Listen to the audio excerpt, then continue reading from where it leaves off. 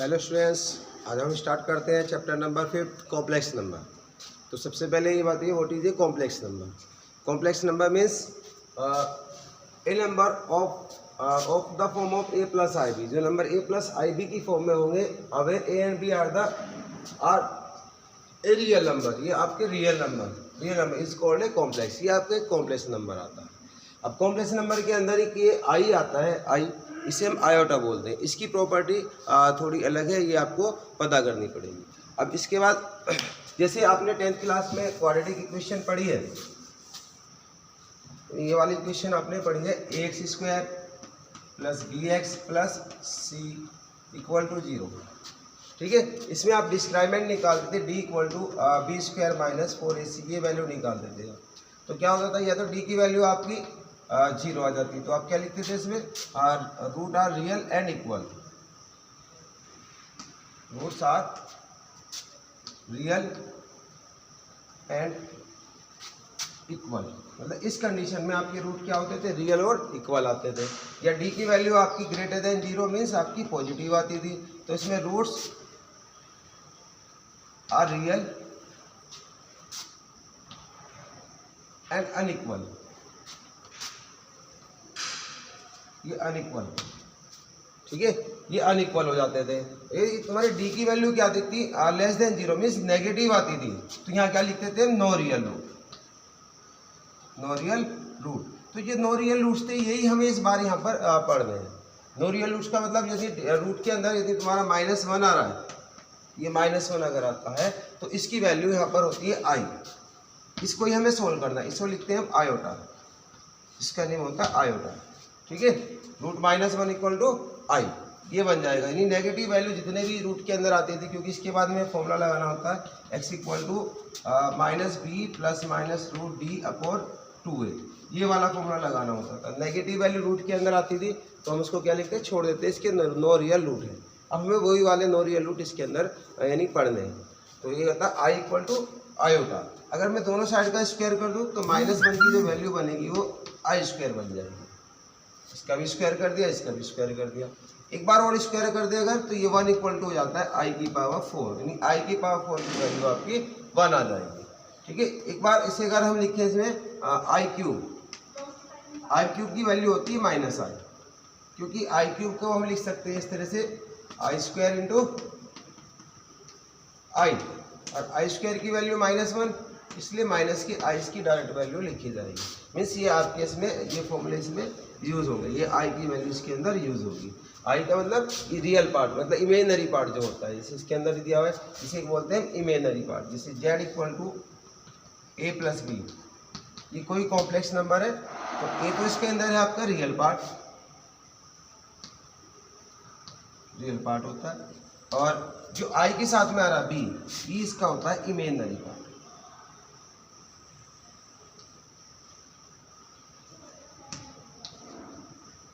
B होता है इसका इमेजनरी पार्ट। इस तरीके से कॉम्प्लेक्स नंबर को डिफाइन किया गया।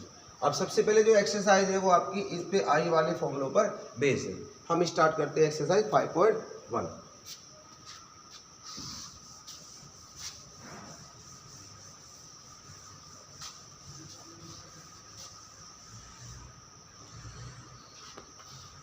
क्वेश्चन नंबर 1,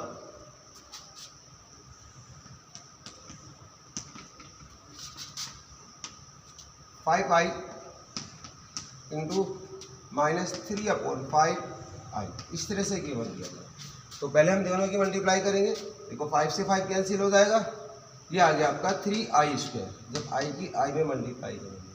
और i स्क्वायर की वैल्यू अभी मैंने बताई है आपको, होती है -1, इसे रख देंगे -1, -3 इंटू -1, तो आंसर आपका 3 आ जाएगा। ओके, ऐसे ही सेकेंड क्वेश्चन दिया हुआ है, i प्लस आई की पावर 19, तो हमेशा से 4 से डिवाइड करनी, 4 की रेंज में इसको तोड़ा जाता है। जैसे इस तरह से करना आपको, 4 से डिवाइड करें, 4 4 जा 16, आपका 3 रिमाइंडर बचेगा। तो आपको लिखना आई प्लस आई की पावर 4 इंटू 4 प्लस 3, इस तरीके से लिखा जाएगा। यह आ जाएगा आई की पावर 4 होल पावर 4 इंटू आई की पावर 3। क्योंकि ये तो 16 पावर होगी कंप्लीट और प्लस में पावर ऐड होती है, इसलिए अलग से लिख दिया। इसकी वैल्यू आई की पावर 4 की वैल्यू 1 होती है, ये तो 1 हो गया, ये माइनस की आई होती है, तो आई माइनस आई आपका आंसर 0 बन गया, ये 0 के इक्वल इसका आंसर आ गया। ऐसी एक नेगेटिव दिया हुआ है आई की पावर 39। तीसरा क्वेश्चन है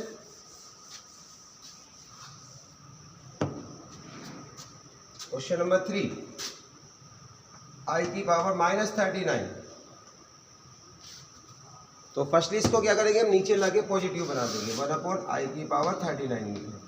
अब इसको भी 4 से डिवाइड करेंगे, इसको लिखा जाएगा आई की पावर 4 × 9 + 3।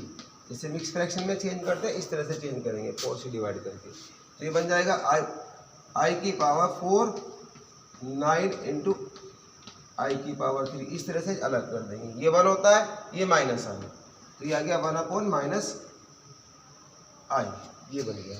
आई की मल्टीप्लाई कर देते हैं,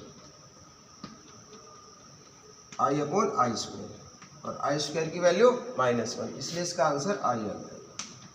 ये इसका सॉल्यूशन आ गया।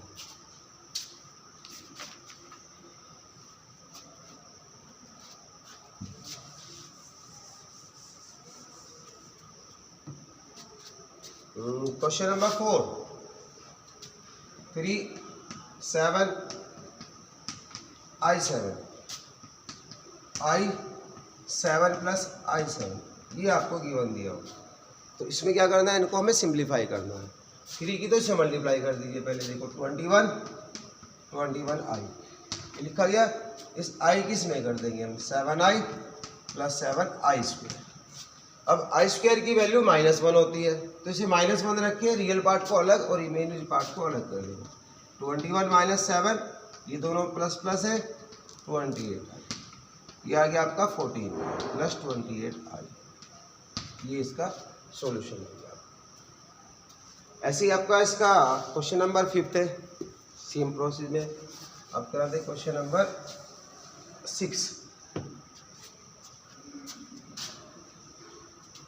1/5 i2/5 -4 - i 5/2, ये बन गई। अब इसे सोल्व करिए बस, देखो इसमें भी ऐसे करते हैं, जो रियल पार्ट है उनको अलग कर लेंगे, इमेजिनरी को अलग। 1/5 - 4 + i 2/5 - 5/2 आई, इन दोनों का एलसीएम 5 आ रहा है, तो याद आएगा 1 - 20/5 प्लस इन दोनों का एलसीएम 10 आ रहा है, याद आएगा 4i 25i, ये 19/5, ये बचेगा, ये आपका 21/10 आई, ये इसका सॉल्यूशन है। यह आपका एक कॉम्प्लेक्स नंबर बन जाएगा।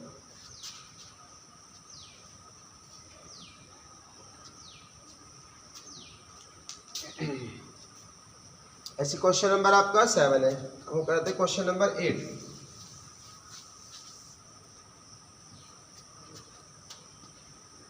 1 - i की पावर 4, 1 - i की पावर 4 पावर का कोई डायरेक्ट फॉर्मूला नहीं होता, तो हम क्या करते हैं, इसको 1 - i²